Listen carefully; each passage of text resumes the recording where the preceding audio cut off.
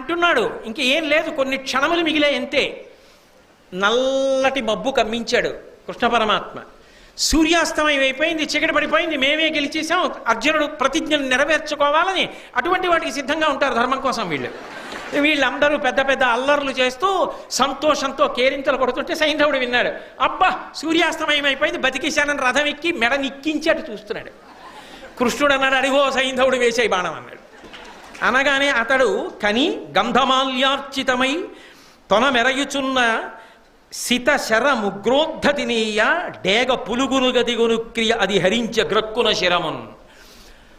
వెంటనే అర్జునుడు తన అక్షయ బాణతోణీరంలో గంధాన్ని రాసి పుష్పాల చేత అక్షతల చేత అర్చన చేయబడి గురి తప్పనటువంటి ఒక భయంకరమైన బాణాన్ని గాంధీవానికి సంధించి విడిచిపెడితే ఎక్కడి నుంచో వచ్చినటువంటి డేగ చిన్న పిట్టనెత్తుకుపోయినట్టుగా సైంధవుడి యొక్క తలని తరిగిసింది.